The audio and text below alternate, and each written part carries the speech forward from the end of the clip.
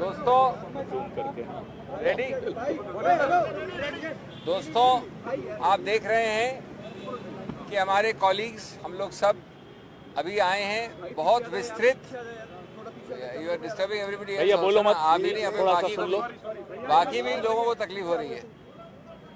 दोस्तों आप देख रहे हैं कि मेरे सभी मित्र वरिष्ठ नेता आप सबको जानते हैं। पटोले साहब हैं, गुरदीप जी हैं, मुकुल जी हैं, पवन जी हैं, प्रवीण चक्रवर्ती जी हैं।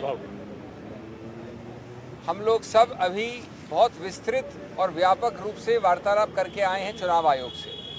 लगभग 1.5-2 घंटे बाद चली है, 1.5-पौने 2 घंटे। कई बिंदुओं पे वार्तालाप हुआ। हमने बड़े स्पष्ट रूप से हमारे बहुत गंभीर मुद्दे उनके सामने रखे।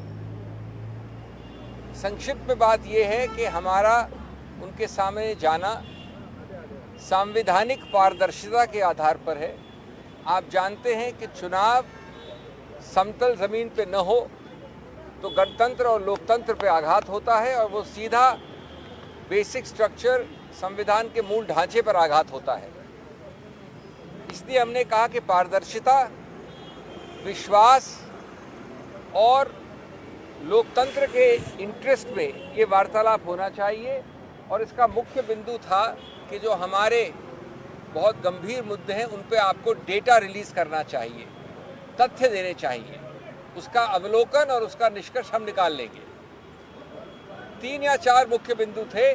पहला था कि किस प्रकार से लाखों, बहुत बड़ी मात्रा में लोगों का, वोटर्स का घटत हुई है, कमी हुई है, डिलीशन हुआ है महाराष्ट्र में।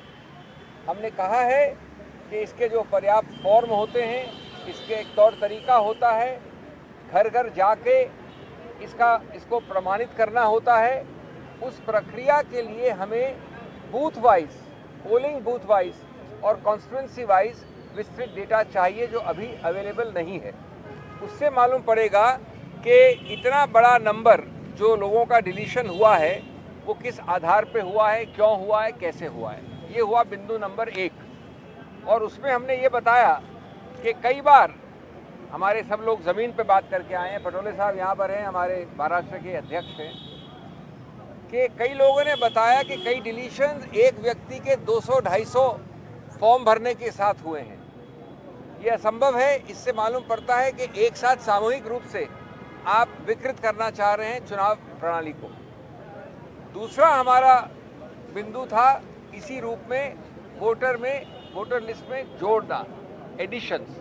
और उसमें हमने कहा कि लगभग 5 महीने का जो समय है लोकसभा और असेंबली के बीच में, उसमें लगभग 47 लाख यानी 50 लाख से 3 लाख कम वोटरों का जोड़े गए हैं, एडिशन हुआ है। इसका औचित्य क्या है? इसके फॉर्म्स कहाँ हैं? फॉर्म 6 हो, फॉर्म 7 हो। इसका डोर टू डोर वेरिफिकेशन कैसे है, किस आधार पे हुआ है? हमको वो रॉ डेटा चाहिए। हमारे विभाग में बहुत एक्सपर्ट्स हैं, उसका रॉ डेटा का निष्कर्ष हम अपने आप निकाल लेंगे, लेकिन वो रॉ डेटा अवेलेबल नहीं है, इसकी मांग की।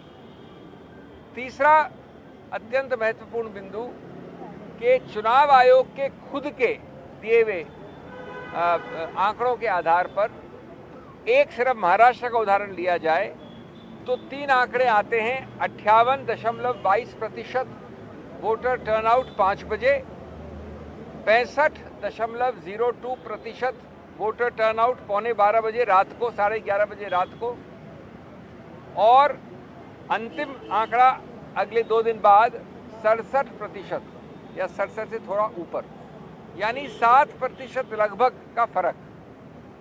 हमको जवाब मिला, बड़ा विस्तृत रूप से बहुत सौहार्द के साथ बातचीत हुई। हमको जवाब मिला कि साहब वोटर टर्नआउट एक अलग प्रक्रिया है और जो 17C का फॉर्म है वो अलग प्रक्रिया है। लेकिन हमने उनसे इसका पुष्टिकरण मांगा है और इसके लिए रॉ डेटा मांगा है, नहीं तो ये 7% पूरा खेल चुनाव का बदल सकता है। और अंत में मेरे मित्र ने, प्रवीण जी ने कई आंकड़े दिए जो हमने रखे उनके समक्ष। वो बताते हैं कि 118 ऐसे कॉन्स्टिट्यूएंसीज हैं, 118, जहाँ की 25,000 या उससे ज़्यादा बढ़त हुई है पोलिंग में। लोकसभा चुनाव और असेंबली चुनाव के बीच में 118 और 25,000 की बढ़त, यानी काउंट जिन लोगों ने पोल किया, ये एक अप्राकृतिक बढ़त है, अननेचुरल है, और अधिकतर इन्हीं 118 में सत्तारूढ़ पार्टी की विजय हुई है। 118 में से 102 कॉन्स्टिट्यूएंसीज में। ये एक बिंदु बता रहा हूँ, मैं संक्षिप्त में बोल रहा हूँ, इस प्रकार के और कई बिंदु। ये बात सही है कि विस्तृत रूप से कई बिंदुओं का उन्होंने मौखिक रूप से हमको जवाब दिया है, समझाया है। जैसा मैंने कहा, बड़े सौहार्द और अच्छे वातावरण में ये डिस्कशन हुआ, और वो हमको लिख के भी इसका स्पष्टीकरण देंगे। लेकिन हम समझते हैं कि राजनीतिक पार्टी जो देश की सबसे पुरानी और इतनी विस्तृत अलग अलग भारत के कोनों में है, उसका ये उत्तरदायित्व बनता है कि ऐसे मूल जो प्रिंसिपल्स हैं उनको आपके सामने रखा जाए, चुनाव आयोग के सामने रखा जाए, और हम आशा और विश्वास करते हैं कि जल्द से जल्द ऐसे जवाब आएंगे, ऐसे आंकड़े आएंगे जो हर प्रकार से पारदर्शिता की कसौटी को मिले और अविश्वास को हटाएं। Friends, I'll be very brief. You can see I have a distinguished delegation with me. We have Mr. Mukul Vasnik, Mr. Pawan Khera, Mr. Praveen Chakravarti, the PCC President from Maharashtra, Mr. Patole, Mr. Gurdeep Singh. We have spent a lot of time, just under 2 hours or 1.5 hours with the Election Commission. We've had a discussion in a very cordial, constructive, positive atmosphere. I started by telling the Commission that ultimately we are furthering the cause of democracy, because an uneven, non-level playing field for elections directly affects and undermines the basic structure of the Indian Constitution, which, as you know, does not allow even a constitutional amendment to affect the basic structure. We said that we are here before you, A, in a constructive spirit, B, in the interest of transparency, C, to reduce the trust deficit, and ultimately our first step is to get disclosure of large volumes of raw data. Once we have the raw data, we will be able to give our own conclusions and further analysis will follow.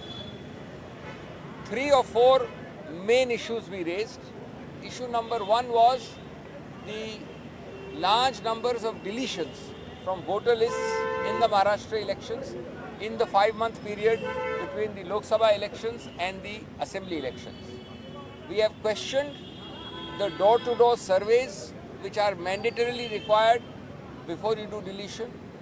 We have asked for raw data for the form involved. For deletion it is form 7, for addition it is form 6. We want it booth-wise and constituency-wise. This is vital. This raw data will tell us how there can be such a large number, and was it actually preceded by door-to-door checkup. Number 2, under deletion, we have expressed our very grave concern because our ground workers in large numbers have given very, very specific instances and examples of how they have evidence of one individual trying to have 250 forms for deletions projected to the EC. This en masse, blanket, collective deletion applications smacks of great suspicion and distrust. That is something which the Election Commission is obliged to clear. The second point we raised was the converse point of voter additions. We pointed out that in this short time of 5 months, there is roughly 47 lakh addition. Now the Election Commission says it is 39 lakhs. Let us take 39 lakhs. That's not a small number in a 4.5-5 month period.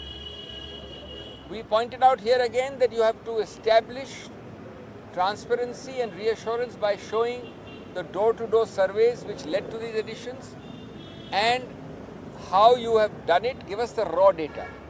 Again, they have promised to do so in writing in the near future.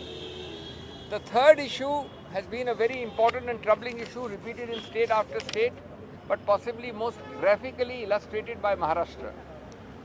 The Election Commission's own data says, own data, not ours, that at 5 o'clock on the relevant date, 20th of November, the voter turnout was 58%. At 11:30 that night, it was 65.02%. And at the end, 2 days later, it was tallied finally as 66.04%. 5%, which is a difference of above or about 7%. 7% in a large state like Maharashtra is a huge number. And the total number we have calculated is just under 76 lakh voters. 76 lakh voters. Now, no doubt the Election Commission, the Chief Election Commissioner, has given us an explanation. He has said that voter turnout is done informally, non-statutorily, not in real time. And he has tried to explain that ultimately the 17C form will give a matching figure and there will be no variation, as is given at different times by the voter app. But we want the raw data, and it still begs an explanation as to how there can be so much of a difference in 3 days, even with the 17C being contemporaneously filled up. Lastly, my friend Mr. Chakravarti has done an analysis, and we gave the Election Commission a sheet showing that astonishingly 118 constituencies, of which the BJP won 102 constituencies, have a additional voter turnout voting of 25,000 persons per constituency in comparison to the figure which voted just 4 or 5 months earlier in the Lok Sabha. In other words, 25,000 people more voted in 118 plus constituencies, of which the BJP won 102. Now, this is an unchallengeable figure as far as the numbers in the voters list is concerned. As far as the polled votes are concerned, as the polling is concerned, it is unnatural. It is not on any normal pattern of electoral behavior. Again, we need raw data. It is not enough to dismiss it by saying that this is the voters' preferences or this is the voters' wish. These and many other concerns have been expressed. They've promised. Of course, they spent a lot of time orally explaining to us, and we are grateful and thankful to them for that. They will give us a pointed, point-by-point explanation or rebuttal in writing in the near future. And we hope and trust that this will further tremendously the cause of a level playing field, free and fair elections, democracy and basic structure. चुनाव आयोग ने कोई deadline दी है जिसमें कि आपको raw data जो आप लोग कह रहे हैं अलग-अलग बिंदुओं पर वो मिल जाएगा, और जो लिखित जवाब की बात कही गई उसका क्या कोई टाइमलाइन दिया गया? इसमें कोई टाइमलाइन नहीं होती, बहुत जल्दी निकट भविष्य में देंगे, उन्होंने कहा है। आप लोग कितने दिन इंतजार करेंगे इसको लेकर? अभी आगे की बातें क्यों करें, आने दीजिए। आप लोग के पास सर, आप लोग के पास एक आंकड़ा है कि 47 लाख जुड़े हैं लोकसभा चुनाव से विधानसभा। क्या आपने वो आंकड़ा दिए हैं कि कितने डिलीट हुए हैं इन महीनों में? दूसरा सवाल ये है कि 74 या 76 लाख वोट ज़्यादा वोट पड़े हैं जो आपने बताया, और वो परिणाम को बदल सकता है। तो क्या आपके जो कार्यकर्ता थे जो पोलिंग एजेंट से या उनसे फॉर्म 17C का मिलान करवाया है आपने? बिकॉज ये इजी प्रोसेस है, अपने स्तर पे भी जांच कर लें। हमने अपने लोगों से बात करके तो ये सब चीज़ें शुरू की हैं। यहाँ पर लिखित रूप से हमने जो प्रस्ताव रखा है वो समझ के ही तो रखा है। और 47 लाख आप हमारा फिगर कह रहे हैं, खुद चुनाव आयोग मान रहा है कि 39 लाख तो है। आप एक बार, हाँ, डिलीशन वाला उनका ही ले लीजिए फिगर एक बार। नहीं, एडिशन का है, वोटर टर्नआउट पे फिगर है 74, लेकिन डिलीशन का फिगर है 39 लाख। सॉरी, एडिशन का, एडिशन 39, डिलीशन पौने 6।